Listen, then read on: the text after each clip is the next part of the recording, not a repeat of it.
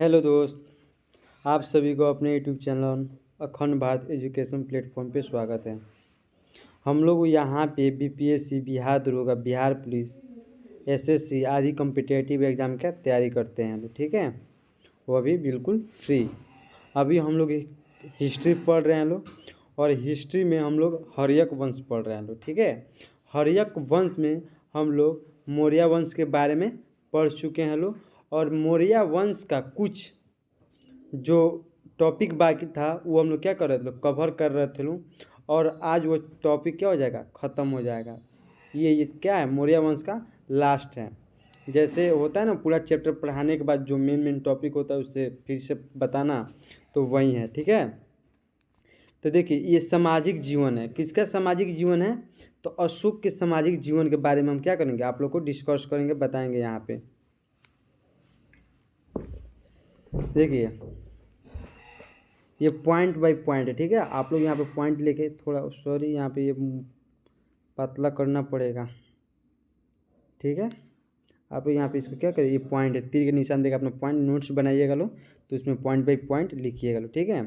देखिए, इस पॉइंट में क्या बोला गया है कि अशोक ने धर्म को अपना लिया। ना, अशोक जो थे ना, वो बौद्ध धर्म को अपना लिए थे, किंतु वो दूसरे धर्म का आदर करते थे। वो दूसरे धर्म का क्या करते थे, हानि उन्हें नहीं पहुंचाते थे, ठीक है। हिंदू धर्म त्यागने के बाद भी अशोक ने अपना नाम क्या रखा था, देवनाम प्रियदर्शी जोड़ा था, जो कि संस्कृत भाषा में था। अभी आप लोग ये सोच रहे होंगे लोग कि ठीक है, हिंदू धर्म त्याग दिया तो देवनाम प्रियदर्शी जोड़ा क्यों था? कोई भी नाम होता है? नहीं। देवनाम प्रियदर्शी का अर्थ ये होता है कि जो देवताओं के क्या होता है, रूप में होता है, या जो देवताओं क्या होता है, प्रिय होता है, ठीक है। उसी का नाम क्या होता है, देवनाम प्रियदर्शी। देखिए, दो नंबर में ये अशोक ने ये बताया कि उनके जितने भी क्या है, अधिकारी हैं। अशोक ने 11वें शिलालेख में ये दिया था कि उनके जितने भी अधिकारी हैं वो किसको, ब्राह्मण को ना सताए या उन्हें कोई हानि ना पहुंचाए, क्योंकि ब्राह्मण क्या होते हैं, भगवान के एक रूप होते हैं। देखिए, ये हिंदू धर्म त्यागने के बाद भी क्या था, उनका ये सामाजिक जीवन था, यानी समाज के बारे में उनका कितना अच्छा व्यक्ति था। देखिए, ये पॉइंट जो अशोक थे ना, अशोक वो आजुक संप्रदाय के जितने भी भक्त थे उन्हें क्या किया था, 4 गुफा दान में दे दिया था। कौन सी गुफा? 4 गुफा, जो कि बराबर की पहाड़ियों में था, ठीक है। आप लोग इस टॉपिक में क्या हुए थे, पढ़ा दिए थे कि जो अशोक के पिता थे वो संप्रदाय क्या थे, वो आजीविक संप्रदाय के थे, ठीक है। इसीलिए आज जब अशोक धर्म परिवर्तन किया था, फिर भी वो क्या करता, अशोक संप्रदाय के, आजीविक संप्रदाय के जितने भी एथी थे लोग थे, वो क्या करता, आधा भाग करता था, और इसी के एथी में क्या कहता, 4 गुफा वो दान में दे दिए थे। कौन? अशोक। चलिए आगे। अशोक ने पशु बलि पर पूर्णतः क्या कहता, प्रतिबंध यानी रोक लगा दिया था। यज्ञ तथा कर्म कांड पर भी क्या कहता, वो रोक लगा दिया था, जिसके कारण ब्राह्मणों की आय में बहुत कमी आ गई। कहने का मतलब, मान लीजिए जो ब्राह्मण का कमी होता है, यज्ञ से होता है, कर्म कांड, यानी कर्म कांड के बारे में आप लोग भली भांति जानते होंगे लोग, जो आदमी मर उड़ जाता है उसमें जो काम उम किया जाता है, ठीक है, उसी को क्या बोलते हैं, कर्म कांड बोला जाता है। तो उसमें जो, और पशु बलि में भी क्या करता है, पूर्णतः रोक लगा दिया था। ये सब बंद हो गया था, तो जिसके कारण ब्राह्मणों का आय क्या हो गया था, कम हो गया था, ठीक है। आइए हम लोग नेक्स्ट पे देखिए। मौर्य काल में दास का प्रचलन था, यानी जो मौर्य काल था उसमें किसका प्रचलन था, दास का प्रचलन था, ठीक है। यानी दास का मतलब जो नौकर चाकर होते हैं उन लोग का क्या था, थोड़ा प्रचलन था, जिसके कारण काम उम होता तो वो लोग खाते पीते थे लोग, ठीक है। देखिए, इस समय स्त्रियों की स्थिति अच्छी थी। जो मौर्य काल में उस समय स्त्रियों की स्थिति क्या थी, अच्छी थी, उन्हें आदरभाव मिलता था। स्त्री या पुनर्विवाह कर सकती थी, यानी दोबारा वो क्या करते थे, मान लीजिए विवाह किए उसका मर्द, अगर जो उसका पति है अगर मर जा रहा है तो वो क्या करते थे, वो दोबारा विवाह कर सकती थी लोग। इस समय जो विधवा स्वतंत्र रूप से जीवन यापन करती थी उसे छंद वासनी कहा जाता था। यानी कहने का मतलब, जिसका पति मर गया है वो विधवा है, और वो विधवा के रूप में ये अपने जीवन को क्या करती है, जीना चाहती है, तो उसको छंद वासनी कहा जाता था। क्या कहा जाता था? छंद वासनी कहा जाता था, ठीक है। तेरी मेरी प्रेम कहानी। देखिए, स्वतंत्र रूप से वेश्यावृत्ति करने वाली महिला रूप जीवा कहलाती थी। इनके कार्यों का देखरेख गणिक ध्यज करते थे। जो वेश्यावृत्ति होती थी, मैंने आप लोग जानते हो कि वेश्यावृत्ति किसे बोला जाता है। हम इस शब्द को डिस्कस नहीं करेंगे, ठीक है। जो वेश्यावृत्ति महिलाएं होती थी उन्हें रूप जीवा कहलाती थी। क्या कहलाती थी? रूप जीवा कहा जाता था, ठीक है। और इनका जो देख रेख होता था वो कौन होता था? गणिकाध्यक्ष थे। कौन थे? गणिकाध्यक्ष करते थे लोग, ठीक है। अगर देखना होगा तो आप लोग कोई शहर में जाकर देखते रहिएगा लोग, अच्छा खासा इसका क्या मिल जाएगा, आप लोग डिफिनीशन मिल जाएगा। देखिए, इस समय तलाक को मोक्ष कहा जाता था। यानी मौर्य काल में, कहने का मतलब कि मौर्य काल में तलाक को क्या बुलाया जाता था? मोक्ष कहा जाता था। क्या बुलाया जाता था? मोक्ष। कि उसका पति तलाक दे दिया, वो लोग मोक्ष प्राप्ति कर गए, ऐसा होता था किस में? मौर्य काल में। इस वंश में प्रथम बार लोगों के जन्म और मृत्यु का पंजीयन किया गया था। यानी लोग जो मरे हुए थे उसका बायोडाटा किस काल में किया गया था, लिया गया था? तो मौर्य काल में। यानी मौर्य काल में उसमें जो लोग मर रहे थे या जन्म ले रहे थे उन लोग क्या कहते हैं? पंजीकरण किया गया, पंजीयन किया गया था। इस काल का सर्वश्रेष्ठ नमूना स्तंभ है। और जो मौर्य वंश है, ठीक है, जो मौर्य वंश है उसमें सर्वश्रेष्ठ नाम क्या था? सर्वश्रेष्ठ काम क्या किया? स्तंभ किया गया था। जो कौन किए थे? अशोक किए थे। अशोक स्तंभों को क्या किए थे? उसके माध्यम से अपना प्रचार प्रसार किए थे, ठीक है। इस काल में पाटलिपुत्र नगर को विश्व के नगरों की रानी कहा गया। यानी मौर्य काल में जो पाटलिपुत्र नगर है विश्व के क्या कहा गया? रानी कहा गया। विश्व का क्या कहा गया? तो रानी कहा गया। तो आ जाएगा क्वेश्चन कि किस काल में नगरों की रानी किसे कहा गया? तो पाटलिपुत्र को कहा गया, ठीक है।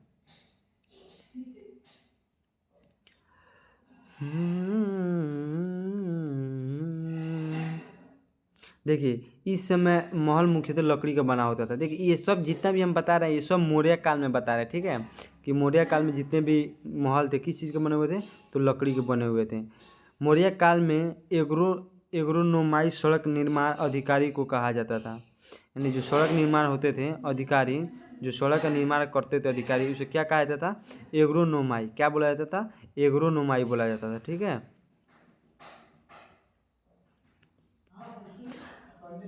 पृष्ठ पर्वन जैन ग्रंथ पे चंद्रगुप्त मौर्य के जैन धर्म अपनाने का वर्णन मिलता है। यानी कहने का मतलब जो जैन धर्म का चंद्रगुप्त मौर्य थे, जो जैन धर्म अपनाए हुए थे, ठीक है। तो वो कौन से पुस्तक से, कौन से ग्रंथ से मिलता है? तो उसका नाम क्या है? पृष्ठ पर्वन जैन ग्रंथ है। कौन सा बुक? पृष्ठ पर्वन जैन ग्रंथ है, ठीक है। देखिए, मौर्य काल में ही राजकोषीय वर्ष यानी आषाढ़ में आरंभ होता था। यानी राजकोषीय कहने का मतलब कि जो नए साल का शुरुआत किस में होता था? किस महीने में? तो जुलाई महीने में। जो लोग जुलाई बोलते हैं ना, जुलाई क्या बोला जाता है? आषाढ़ बोला जाता है। क्या बोला जाता है? आषाढ़ बोला जाता है, ठीक है। अब आइए हम लोग प्रशासनिक ढांचा के बारे में पढ़ेंगे लोग। कौन? मौर्य काल के प्रशासनिक ढांचा के बारे में जानेंगे लोग, ठीक है। तो मौर्य काल में सबसे बड़ा पद राजा का होता था, जिससे नीचे युवराज होते थे। यानी मौर्य काल में जो सबसे बड़ा पद होता है किसका होता था? राजा का। और उसके बाद किसका पद होता था? युवराज होते थे, ठीक है। प्रांत का प्रशासन प्रांतपति के पास था। यानी जो प्रांत कहने में जो राज्य का प्रति था, क्या था? शासन था, किसके पास होता था? तो प्रांतपति के पास होता था, ठीक है। और जिला के नियंत्रण में रहता था, ठीक है। बीच को क्या बोला था? जिला, ठीक है। और जिला का नियंत्रण कौन करता था? प्रांतपति करते थे।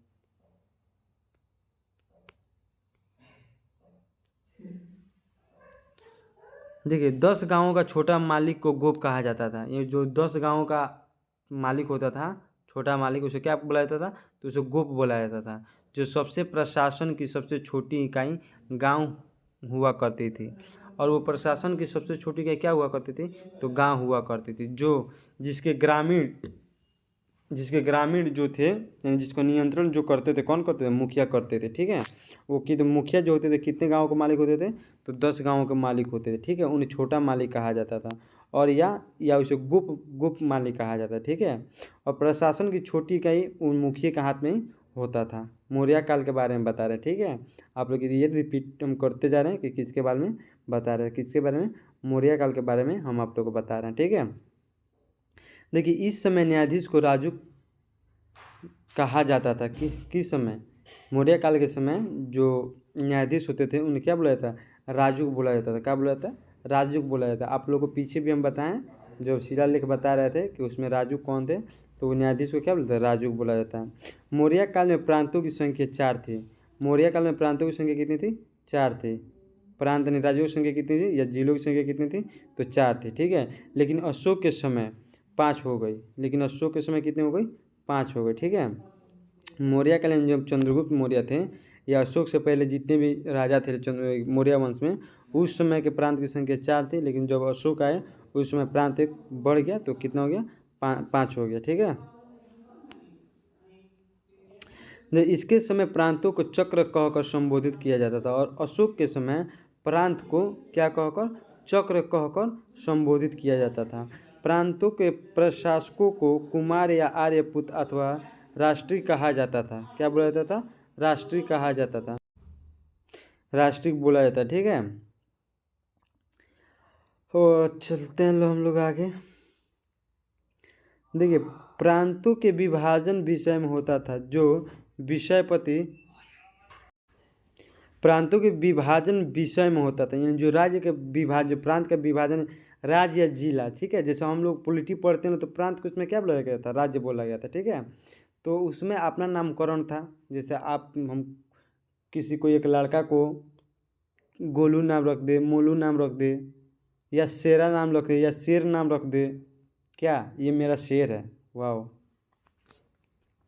ठीक है। वैसे ही क्या होता था? प्रांत होता था। तो प्रांत का विभाजन विषय में होता था जो विषय पति का अधीन था। और जो प्रांत का विभाजन विषय के रूप में होता था वो किसके अधीन होता था? विषय पति के रूप में होता था, ठीक है। देखिए, ये नोट दिया गया है, इसको आप लोग थोड़ा ध्यान से देख लीजिएगा लोग। श्रीलंका का राजा अशोक के उपदेशों का पालन करते थे, किंतु वो श्रीलंका अशोक के अधीन नहीं था।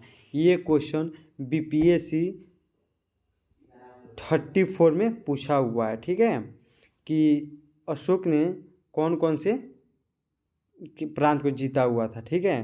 तो इसमें श्रीलंका भी था, जिसको वो नहीं जीता था, कलिंग को जीता था, ठीक है, ऑप्शन के अनुसार। तो ये क्वेश्चन ये इम्पोर्टेंट है कि श्रीलंका का राजा अशोक का सिर्फ उपदेश का पालन करते थे, लेकिन उनके अधीन नहीं थे, ठीक है। अब हम लोग पढ़ेंगे लोग अशोक के उत्तराधिकारी। किसके? अशोक के उत्तराधिकारी के बारे में, ठीक है।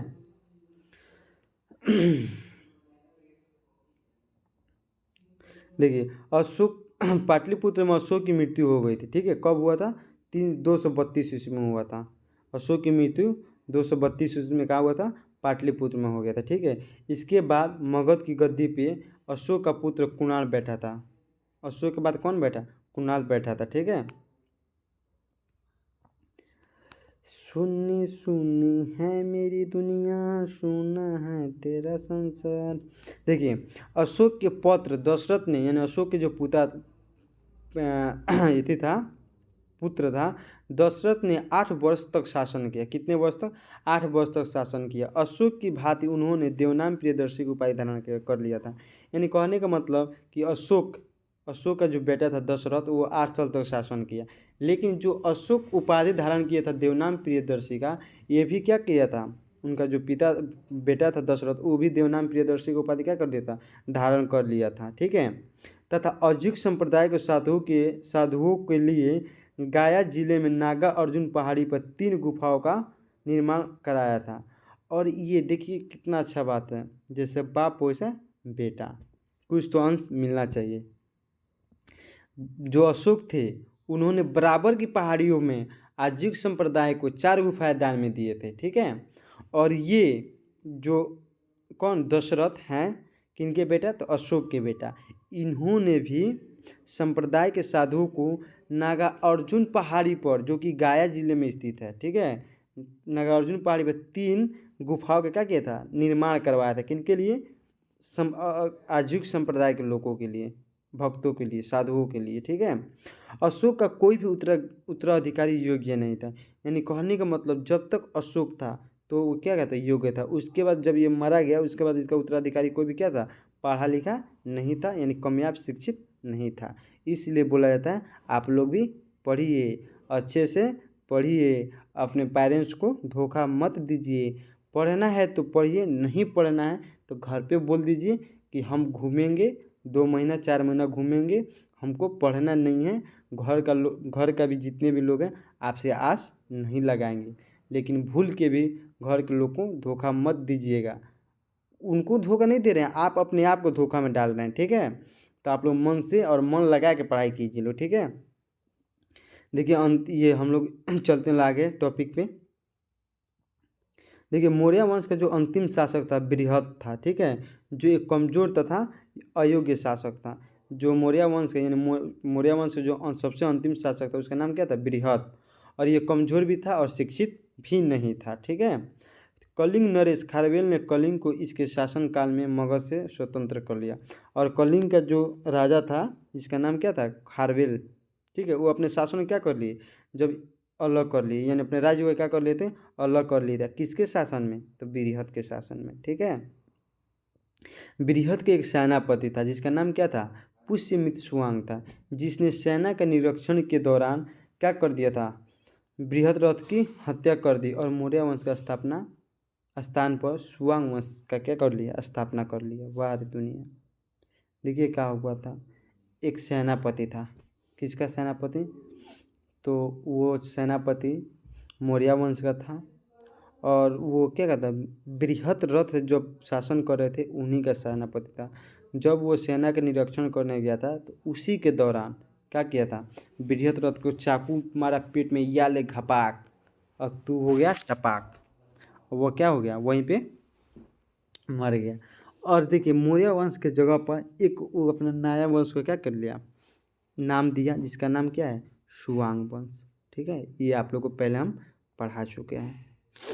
नेक्स्ट, अरे बाप रे, चलिए हम लोग थोड़ा सा और आगे चलते हैं कि स्थापना कर दी, ठीक है। अब देखिए ये तो हो गया, अब हम लोग पढ़ेंगे लोग, जानेंगे लोग कि मौर्य वंश के पतन के कारण, यानी मौर्य वंश का पतन क्यों हो गया, मौर्य वंश खत्म क्यों हो गया। तो आइए उसके बारे में भी जान ले लो कि क्यों खत्म हो गया।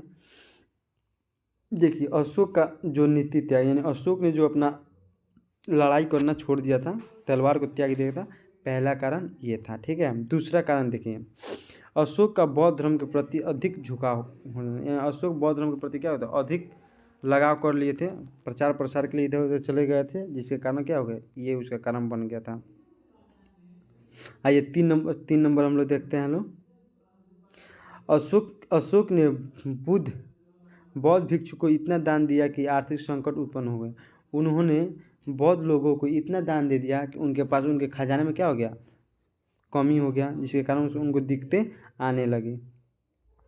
देखो पतन का सबसे बड़ा कारण अशोक के उत्तराधिकारी योग्य अयोग्य होना था, साथ ही विभिन्न अधिकारी भ्रष्टाचार में लिप्त हो गए।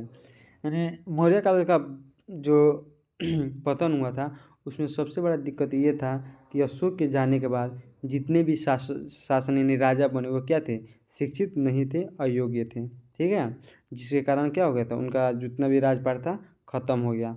इसीलिए बोला जाता है कि आप लोग पढ़िए। देखिए नहीं पढ़िएगा लो ना, अगर आप लोग नहीं पढ़िएगा लो तो आप लोग को कोई नहीं पूछेगा। अगर आप लोग पढ़ रहे हैं लो, कुछ हुआ भी नहीं ना, तो इतना तो गारंटी है कि आपको शिक्षा आपको कहीं एक अच्छा ज़िंदगी जरूर दे देगा, ठीक है। तो इसलिए बोलते कि पढ़िए, जैसे भी हो पढ़िए, दुख में दर्द में। ये गार्जियन कैसे पढ़ाता है वो गार्जियन ही जानता है। जब आप खुद गार्जियन बनिएगा ना तो आप खुद सोचिएगा कि हाँ मेरे पिताजी थे, कितना दुख उठाए हुए थे, कितना दुख उठा कर हमको पढ़ाए हुए थे, ठीक है। उस समय आप लोग को क्या होगा, रियलाइज होगा। तो समय देखिए, जब समय निकल जाता है ना तो फिर वापस लौट के नहीं आता है। तो आप लोग समय व्यर्थ मत कीजिए। जितने भी जो भी दुख में हो भाई, वो दुख के साथ ही उसको पढ़ाई कीजिए, अपना काम निकालिए, मगर काम को पीछे मत छोड़िएगा। है ये टॉपिक लास्ट देखते हैं लोग, ठीक है। इसके आगे भी है। देखिए, मौर्य काल में वर्ष की शुरुआत आषाढ़ जुलाई महीने में, ये तो हम आप लोग को पहले भी बता दिए दूसरे वाले पॉइंट में, मगर फिर भी ये बता दे रहे हैं कि जो मौर्य वंश का शुरुआत होता था कौन से जुलाई महीने में, जिसे आषाढ़ बोला जाता है, ठीक है। चलिए, ये टॉपिक यहाँ पे क्या हुआ, ख़त्म हो गया। अब इसके बाद हम लोग ब्राह्मण साम्राज्य के बारे में पढ़ेंगे लोग, ठीक है। तो आप लोग ऐसे वीडियो को शेयर भी और लाइक और कमेंट करते रहिए, साथ ही साथ सब्सक्राइब भी कीजिए, ताकि मेरा भी मनोबल क्या हो, ना टूटे, और आप लोग को डे बाय डे ये वीडियो अपलोड होता रहे और देते रहें। आने वाले समय में आप लोग को बीपीएससी का ऑल सब्जेक्ट फ्री में पीटी और मेंस के साथ दिया जाएगा, ठीक है। Thank you.